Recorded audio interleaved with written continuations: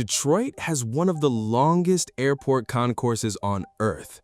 It has more runways than Atlanta, Dallas, or LAX. It has a light tunnel that's been running 24/7 for over 100,000 hours. It has the second highest passenger satisfaction score of any mega airport in North America, and almost no one in American aviation is paying attention to it. While every YouTuber is talking about Atlanta hitting 108 million passengers, while every news outlet is covering Chicago O'Hare's flight caps, while every aviation analyst is debating whether DFW will pass 100 million by 2030, the most underrated mega hub in America is quietly doing something nobody saw coming. It's becoming Delta Airlines' secret weapon.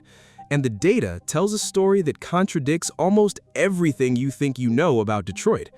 Let me start with what the J.D. Power 2025 North America Airport Satisfaction Study actually found.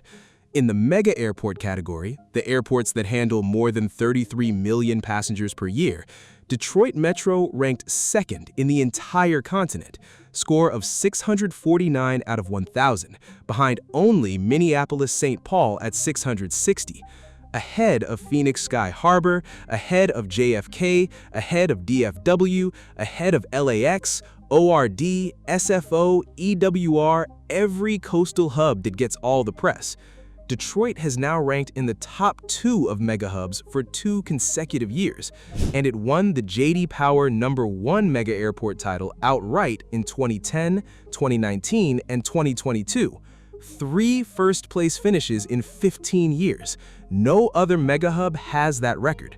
And here is the part that nobody talks about. Detroit handles 33.4 million passengers per year, with infrastructure most American airports would kill for. 6 runways, 4 of them parallel and oriented north-south. That configuration is rare in North America. It lets Detroit run simultaneous independent arrivals and departures even in bad weather. For comparison, Atlanta has 5 runways, LAX has 4, Minneapolis has 4, Dallas-Fort Worth has 7, Chicago O'Hare has 8, but neither has Detroit's parallel geometry. When a Lake Michigan storm rolls through and shuts down half of Chicago's operations, Detroit keeps moving. That is the operational story. The architectural story is even better. In February 2002, Detroit opened the Edward H. McNamara Terminal, designed by Smith Group, architect David King. Cost $1.2 billion for Phase 1, and it included 3 things that have never been replicated at this scale in American aviation.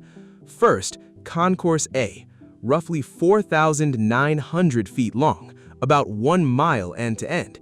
It is the second longest airport concourse in the world. Only Terminal 1 at Kansai International in Japan beats it. Second, the Express Tram, the world's first enclosed automated people mover operating inside an airport terminal. Air cushion technology, cable-pulled, on a mezzanine level 21 feet above passengers walking below. It crosses the entire 1-mile concourse in just over 3 minutes. And here is the number that should not be possible.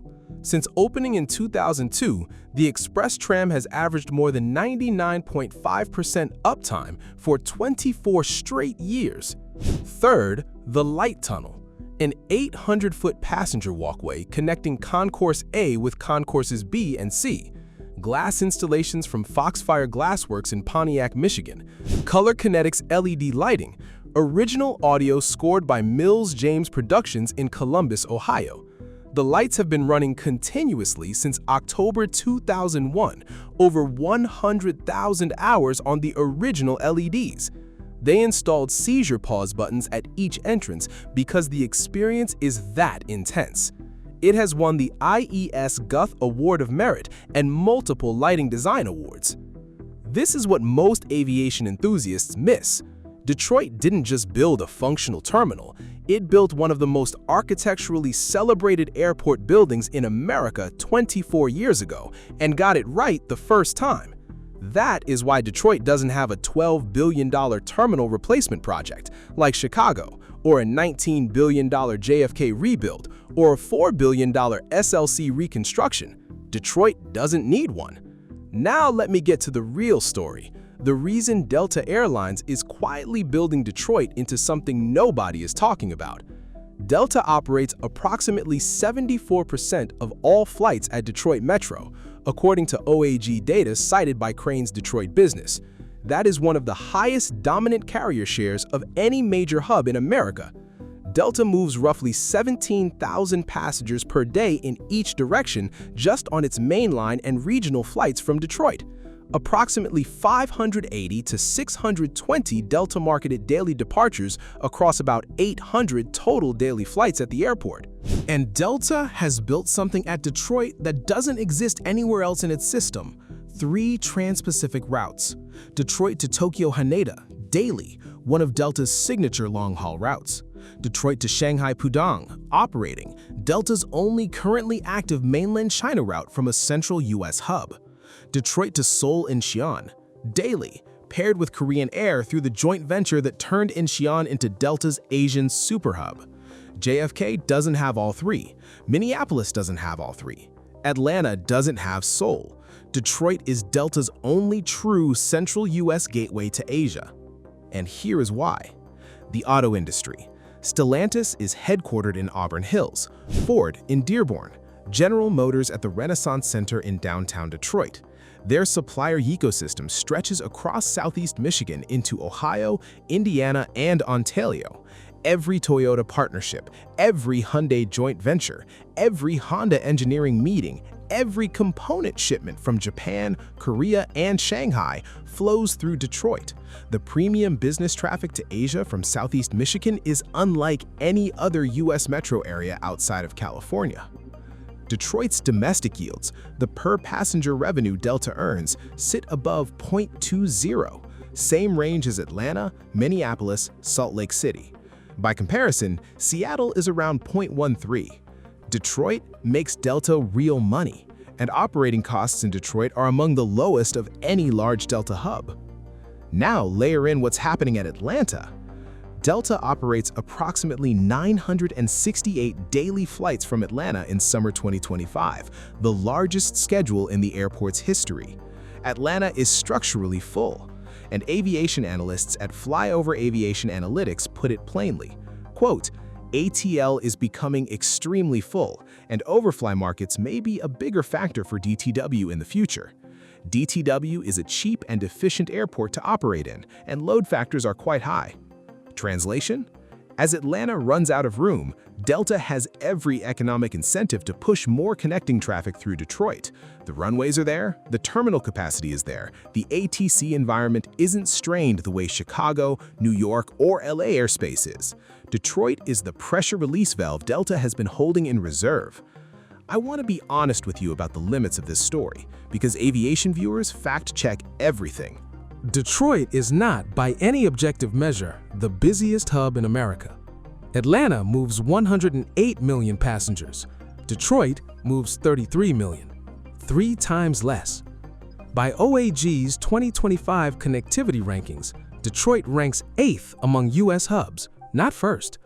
Chicago O'Hare, Atlanta, and Dallas-Fort Worth all outrank it in raw connecting power. Detroit's Cirium on-time performance was strong in 2025, but not the global best.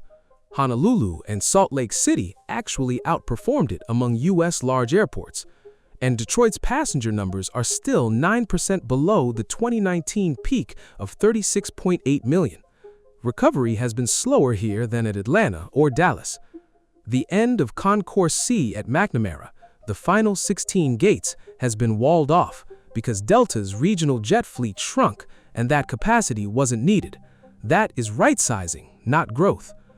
But here is what makes this airport the smartest play in American aviation right now. In May 2026, Spirit Airlines collapsed. After a second Chapter 11 filing in August 2025, after a Trump administration bailout fell through during the Iran war jet fuel spike, Spirit ceased all operations the weekend of May 2, 2026. Detroit lost approximately 1.7 million annual passengers overnight. Wayne County Airport Authority issued an emergency advisory telling passengers not to come to the airport for Spirit flights. And what happened? Delta announced rescue fares. Frontier added roughly 15 new daily flights at Detroit. JetBlue rolled out $99 one-way rescue fares. Delta's market share at Detroit, already at 74%, will likely push above 80% in 2026. The collapse of Spirit didn't damage Detroit, it accelerated Delta's consolidation.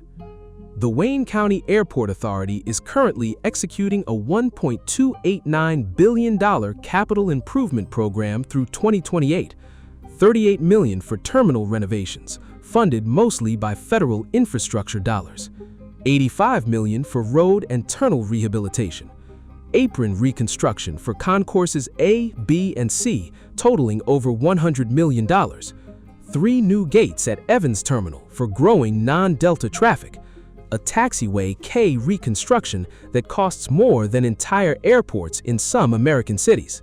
And Detroit funds this without a single tax dollar. The Wayne County Airport Authority is self-sustaining, A-tier credit ratings from Fitch, Moody's, and S&P, a roughly $400 million annual operating budget, an economic impact of $10.2 billion, supporting 86,000 jobs in Southeast Michigan. Chad Newton, the CEO since 2018, said it cleanly, quote, "We are positioning ourselves to be one of the most cost-effective airports in the nation."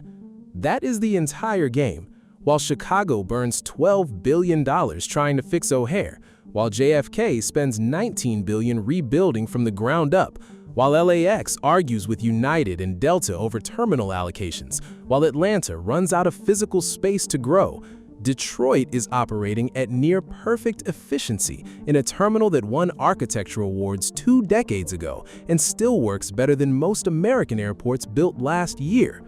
This is the most underrated mega-hub in America, the terminal nobody talks about, that 2/3 of U.S. flyers have never seen, quietly running the smoothest operation of any Delta hub outside of Atlanta. Built right the first time, paid for without taxes, designed for an industrial economy that everyone wrote off, and now positioned as Delta's central gateway to Asia precisely when Atlanta is too crowded to grow. The auto industry built this airport. Delta built a fortress around it. And in 2026, while everyone else fights for terminal space, fights over gates, fights with the FAA, Detroit just keeps flying. If you found this analysis valuable, hit subscribe for more deep dives into airports nobody is covering but everyone should be watching.